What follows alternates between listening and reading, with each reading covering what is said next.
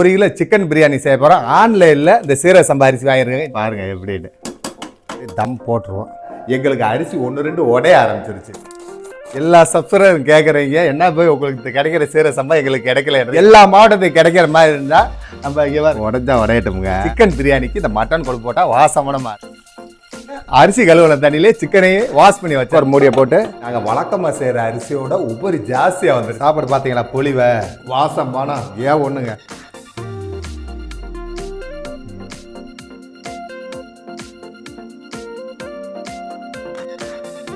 Hello master, இன்னைக்கு நம்ம 1 kilo chicken biryani செய்ய போகிறோம். ஆன்லைனில் இந்த சீரக சம்பா அரிசி வாங்கியிருக்கேன், இந்தியா ஆட்டு. இது எப்படி இருக்குன்னு பார்ப்போம், என்ன தண்ணி அளவு என்னன்னு மாறுபடுதுன்னு பார்ப்போம். வாங்க எப்படி செய்யலான்னு பார்ப்போம். அடுப்பு பற்ற வைக்கணும், ஊற வச்சுக்குருவோம். வாங்க. அடடா வாசம் மனமாக இருக்குது. வாங்க ஊற வைப்போம். எப்படி பிரியாணி வருது, அவுட்புட் வருது பார்ப்போம். நம்ம இப்போ 2 கல் எடுத்து அரிசி ஊற வச்சுக்குருவோம். கல் எடுக்கிற பாருங்க, இந்த தண்ணியிலே கோழியை கழுவிக்கிறலாம். சீரக சம்பா அரிசியை களைஞ்சு 2 கல்னு எடுத்து தண்ணி வச்சுருக்கோம். அதே தண்ணியில் சிக்கனை கழுவிக்கிறலாம், வாசமனமாக இருக்கும். 1 கிலோ அரிசி தான் 1.5 கிலோ சிக்கனை.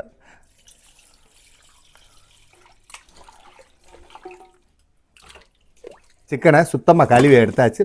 மேலே ஒரு தண்ணி ஊற்றிக்கிறலாம், நல்ல தண்ணி. அவ்வளோ அரிசி ஊற வச்சாச்சு. சிக்கனையே அரிசி கழுவுன தண்ணியிலே சிக்கனையும் வாஷ் பண்ணி வச்சாச்சு. வாங்க இப்போ அடுப்பு பற்ற வச்சுக்கிறோம். அடுப்பு பற்ற வச்சாச்சு. ரீஃபண்ட் ஆயில் 150, நெய் 100 ஆட் பண்ணிக்கலாம். 100 நெய்ங்க. Refined oil 150 milli. பல்லாரி 100 கிராம் ஆட் பண்ணிக்கலாம். நைஸாக வெட்டி வச்சுருக்குங்க. புதினா 1 கைப்பிடி. மிளகாய்த்தூள் 10 கிராம். நம்ம எப்பயுமே தால்ச்சாவுக்கு எலும்பு வாங்குவோம். எலும்பு வாங்கும் போதே மட்டன் கொழுப்பு கொஞ்சம் வாங்கிட்டோம். சிக்கன் பிரியாணிக்கு இந்த மட்டன் கொழுப்பு போட்டால் வாசமனமாக இருக்கும். கவுச்சிலாம் எடுத்து கொடுத்துரும். வாங்க போடுவோம். 50 கிராம் மட்டன் கொழுப்பு. அந்த மட்டன் பிரியாணி வாசம் வருங்க, அந்த கவுச்சி அடிக்காது, நல்லாயிருக்கும் பிரியாணி. வாங்க செஞ்சு பார்ப்போம்.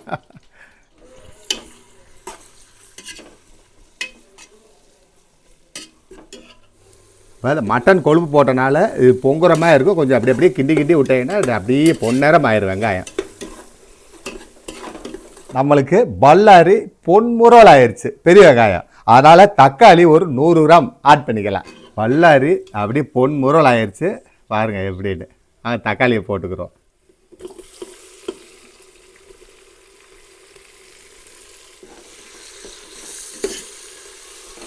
பல்லாரியை பார்த்தீங்களா, இப்படி தாங்க வதக்கணும்.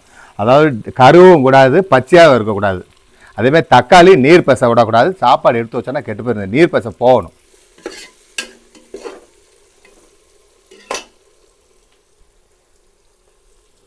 தக்காளி இப்போ நல்லா வணங்கிக்கிட்டு இருக்கு. நம்ம இன்னும் கொஞ்ச நேரம் வணங்கிட்டு நம்ம கழுவி வச்சுருந்தா 1.5 கிலோ சிக்கனை ஆட் பண்ணிக்கலாம். அப்படியே தக்காளி வணங்குறது தெரியுதா? ஆடாடா ஸ்லைஸாக வெட்டியாச்சு. கொஞ்சம் சீக்கிரம் வணங்கிட்டு, இல்லாட்டி எங்கள் 50 கிலோ 60 கிலோ 100 கிலோ ஆக்கும் போதெல்லாம் பெருவட்டாக வெட்டுவோம். அப்போ தான் நின்று வேகணும். அப்போ எங்களுக்கு 1 கிலோ 1/2 கிலோ ஆக்கும்போது இப்படி ஸ்லைஸாக வெட்டிடணும் நீங்கள். இப்போ நம்ம கழுவி வச்சுருந்தா 1.5 கிலோ சிக்கனை ஆட் பண்ணிக்கலாம். உடஞ்சா உடையட்டோமுங்க. வீட்டுக்கு தான் செய்கிறேன். அதாவது கடைகளுக்கு செய்வாங்க, உடையக்கூடாதுன்ட்டு எடுத்து வைப்பாங்க, தனித்தனியாக போடுவாங்க. நம்ம உடஞ்சா உடையட்டும்.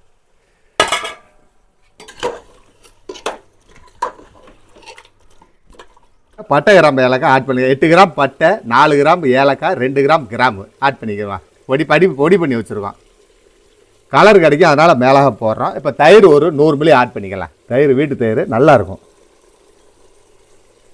இஞ்சி பூண்டு சின்ன வெங்காயம். இஞ்சி 90 கிராமு, பூண்டு 130 கிராமு, சின்ன வெங்காயம் 130 கிராம் போட்டுக்கலாம். அப்படியே மட்டன் பிரியாணி ப்ராசஸ் தாங்க. பச்சை மிளகா 4, முந்திரி ஒரு 5 ஆட் பண்ணிக்கலாம். மசாலா இந்த கழுவுன தண்ணி, செலவு தண்ணின்னு சொல்லுவோம், ஒரு 100 மில்லி. நல்லா வேகட்ட சிக்கனை இப்போ உப்பு ஆட் பண்ணிக்கலாம். உப்பு ஒரு 30 கிராம் ஆட் பண்ணிக்கிறோம். தேவைன்னா தேவைப்படும் கொஞ்சம் போட்டுக்கலாம். சிக்கனாக கொஞ்சம் சேர்த்து பிடிக்கும், போட்டுக்கலாம். அவ்வளோதான், 30 கிராம் தேவை ஏற்றிக்கலாம்.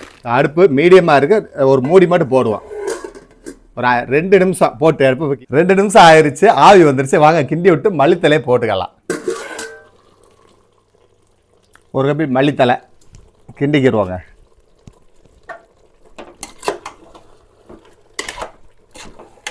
வாசம் மட்டன் பிரியாணி வாசமுங்க. அது நல்லா கறி வேகட்டும். அரிசி ஊறுது, ஓலை தண்ணி ஒரு 2 நிமிஷத்தில் கொதி வந்துடுமுங்க, போட்டுக்கலாம். பாருங்க அப்படியே இந்த கிரேவிலே வெந்து தண்ணி விடு வரும், அப்புறம் எண்ணெய் திரிஞ்சு வரும், நம்ம கறி வெந்துடும். அப்படியே ஓலை தண்ணியை ஆட் பண்ணிக்கலாம். வேகட்டும். எல்லா சப்ஸ்கிரைபரும் கேட்குறீங்க, என்ன போய் உங்களுக்கு கிடைக்கிற சீரக சம்பா எங்களுக்கு கிடைக்கலன்ற. எங்களுக்கு லோக்கலில் இங்கே கிடைச்சிட திருச்சி, திண்டுக்கல், தேனி மாவட்டத்தில் எல்லா மாவட்டத்துக்கு கிடைக்கிற மாதிரி இருந்தால் நம்ம இங்கே பாருங்க சீரக சம்பா ரைஸ் இந்தியா கேட்டு, அதுவும் சூப்பர் மார்க்கெட்டில் கிடைக்கும், ஆன்லைனில் கிடைக்கும். இதை வாங்கி உபயோகிங்க. வாங்க அவுட்புட் பார்த்து கண்டிப்பாக உங்களுக்கு சொல்கிறேன் எவ்வளோ தண்ணி வைக்கணும் என்ன ஏது. சூப்பராக வாசமானமாக இருந்துச்சு. வாங்க இதை ஆக்கி பார்த்துட்டு ரிவ்யூ சொல்லலாம். நீங்கள் எல்லாருக்கும் ரெகுலராக கிடைக்கும். எங்கள் அரிசியில் தான் ஆக்கணும்னு அவசியம் இல்லை. வருங்காலங்களில் எங்கெங்கே என்ன அரிசி கிடைக்குதோ அந்த அரிசிகளில் நாங்கள் ஆக்கி உங்களுக்கு காட்டுவோம். அது திண்டுக்கல் பிரியாணி ஆக்கி காட்டுவோம். வாங்க பார்ப்போம். அப்படியே பாருங்கள், சிக்கனு தண்ணி விடுது, கொஞ்சம் வத்தட்டும். வத்திட்டா கறி வெந்துடும். அதுக்குள்ளாட்டியே நம்ம அடுத்த ப்ராசஸ் அப்படியே பார்த்துக்கலாம். பாருங்கள் அப்படியே கிரேவி அப்படியே எண்ணெய் திரிஞ்சு வருது. இப்போ கறி வெந்துருச்சான்னு பார்ப்போம். வெந்துருச்சுன்னா உலைக்கி தண்ணியை ஊற்றிடலாம். பாருங்க கறி வெந்துருச்சு. இன்னும் கொஞ்சம் நேரம் வேகட்டும், நம்ம அரிசி உலைக்கி தண்ணி ஆட் பண்ணிக்கலாம். இப்போ கறி வெந்துருச்சு நல்லா. அதனால் 1 கிலோ அரிசிக்கு நாங்கள் ஆக்கிற அரிசி 1.800 தான் வைப்போம். இப்போ இந்த சீரக சம்பாவுக்கு, இந்தியா கிட்ட சீரக சம்பாவுக்கு 2 லிட்டர் தண்ணி வைக்கிறோம். கரெக்டாக இருக்கும். வாங்க ஊற்றுவோம்.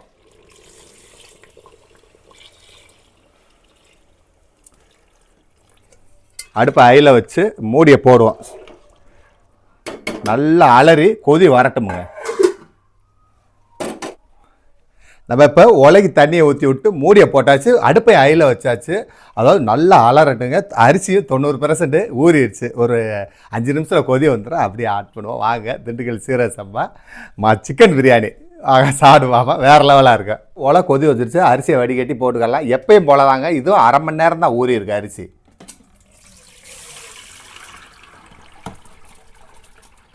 ஃபில்ட்ரு பண்ணிடுவோம். தண்ணியை ஊற்றி இந்த மாவு பூரா எடுத்துக்கலாம். அவ்வளோதாங்க, ஃபில்ட்ரு ஆயிடுச்சு. உலை நல்லா கொதிக்குது. இப்போ நம்ம அரிசியை போட்டுக்கலாம். சீரக சம்பா அரிசி 1/2 மணி நேரம் நல்லா ஊற வச்சு வடிகட்டியாச்சு. வாங்க உலையில் ஆட் பண்ணிக்கலாம். உலை கொதிக்குது பார்த்தீங்களா, அருமையாக கொதிக்குது. சீரக சம்பா அரிசியை போட்டுக்கலாம்.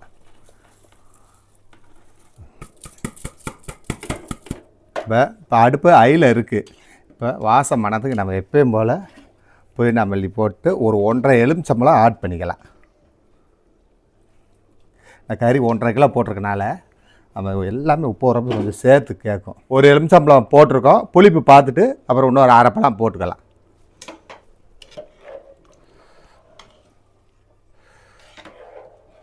அருமையாக இருக்குங்க. கலர்கள்லாம் இப்போ உப்பு உரப்பு செக் பண்ணிக்கலாம். புளிப்பெல்லாம் இப்போ நல்லா சுற்றி விட்டீங்கன்னா நடுவில் தண்ணி மட்டும் ஒரு இல்லாட்டி எண்ணெயாக தான் வரும்.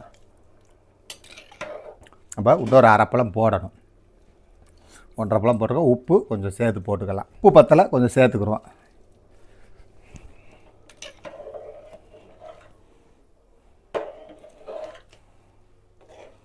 கிண்டி விட்டுக்குருவோம். அப்படியே எண்ணெயெல்லாம் பாருங்கள், பச்சை மிளகாலாம் பாருங்கள் உடையில. சிக்கன் பிரியாணினால் போட்ட முதல்ல நம்ம அப்படியே ஐயில் வச்சுருக்கோம். அப்படியே ஓடட்டும். லைட்டாக ஒரு மூடி போடுவோம். கொதிச்சு வரட்டும்.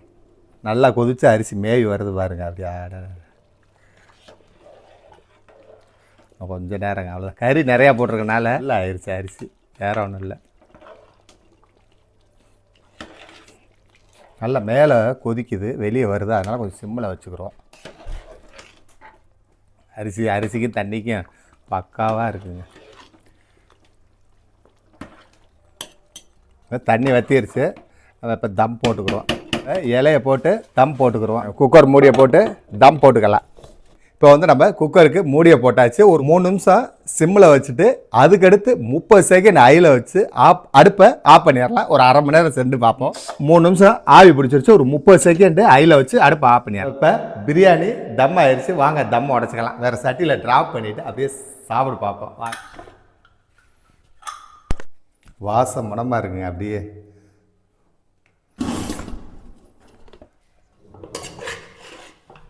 கொஞ்சம் பெரிய பாத்திரமாக வச்சா அப்படியே டைட்டாக, ரொம்ப டைட்டாகிடுச்சு. சாப்பாடு பார்த்தீங்களா பொலிவை. அப்போ 2 லிட்டர் தண்ணி வச்சோம். 2 லிட்டரே வைங்க. அருமையாக இருக்குது. இங்கே பாருங்க கறி, இங்கே பாருங்க அப்படியே மல்லிகைப்பா உடஞ்சி கிடக்கு. சாப்பிட்டு பார்ப்போம். நம்ம இப்போ சாப்பிட்டு பார்ப்போம். அடுத்து கறி சாப்பிடுவோம். ஏன்னா சாப்பாடு தான் ப்ரேவி கொடுக்கணும். ஏன்னா இந்த அரிசியை பற்றி நம்ம ப்ரொமோட் பண்ணலை. இந்த அரிசியை நல்லா இருக்குன்றத சொல்கிறோம். வாசம் போனால் ஏன் ஒன்றுங்க. அதே மாதிரி கறியை வச்சு அப்படியே சாப்பிடுவோம்.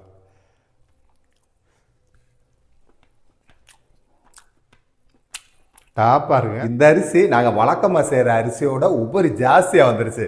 நாங்கள் ரெகுலராக செய்கிற அந்த குக்கரை வச்சு செஞ்சோம், 10 லிட்டருக்கு குக்கரை வச்சு செஞ்சோம். ஆனால் ஃபுல்லாக வந்துருச்சு. அதனால் கண்டிப்பாக நீங்கள் ஒரு 15 லிட்டர் குக்கரை வச்சு செய்யுங்க. ஏன்டா எங்களுக்கு அரிசி 1-2 உடைய ஆரம்பிச்சிருச்சு. உண்மையிலே வேறு லெவலில் அரிசி வாசமானமாக இருந்துச்சுங்க இந்த சீரக சம்பா அரிசி. இதே போல் நீங்களும் செஞ்சு பாருங்கள். அதாவது 15 லிட்டர் குக்கரில் வச்சு செஞ்சு பாருங்கள். நெக்ஸ்ட் வீடியோவில் சந்திப்போம். நன்றி.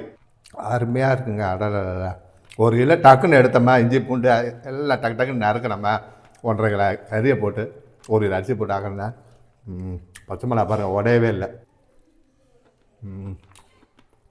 எம்மிங்க.